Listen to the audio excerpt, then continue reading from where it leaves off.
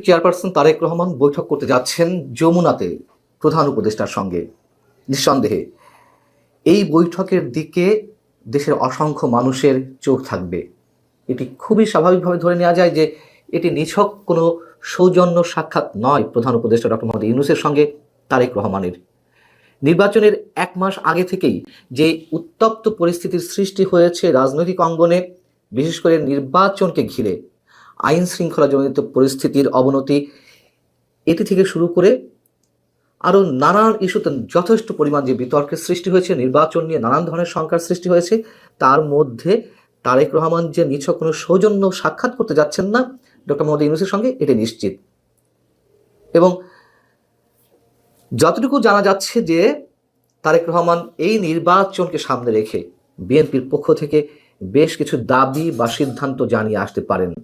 একটা জিনিস অনেকেই খেয়াল করছেন নিশ্চয়, যে তারেক রহমান দেশে আসার পর তার যে বিরল নজিরবিহীন নিরাপত্তা ব্যবস্থা তাকে ঘিরে, এবং একই সঙ্গে খালেদা জিয়ার মৃত্যুর পর ইউনূস সরকারের পক্ষ থেকে যেসব ধরনের আয়োজন করা হয়েছে, মানে আন্তরিকতা তো বটেই, তার চেয়েও বেশি অনেক কিছুর আয়োজন করা হয়েছে, সেগুলো মানুষের সন্দেহের দৃষ্টিতে এসেছে।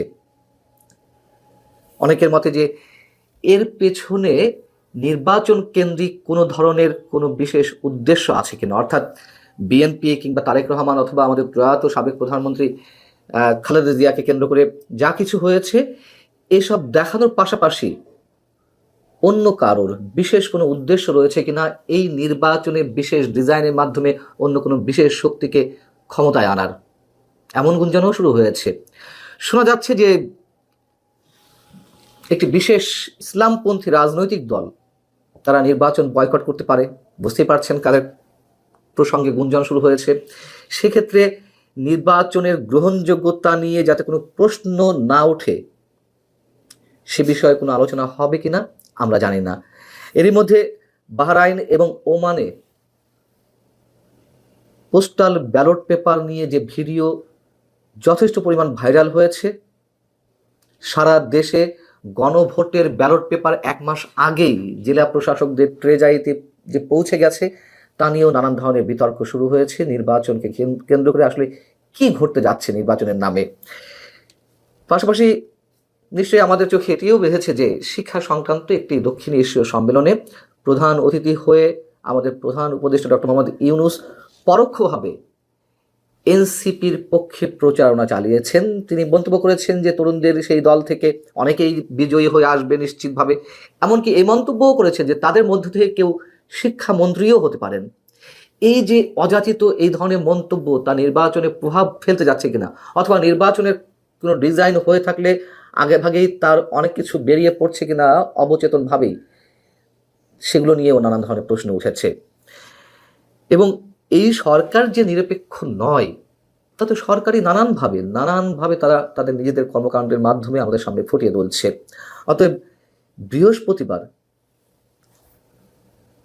যে বৈঠকটি যমুনাতে অনুষ্ঠিত হতে যাচ্ছে প্রধান উপদেষ্টার সঙ্গে তারেক রহমানের, নিঃসন্দেহে সেদিকে নজর থাকবে দেশের কোটি কোটি মানুষের।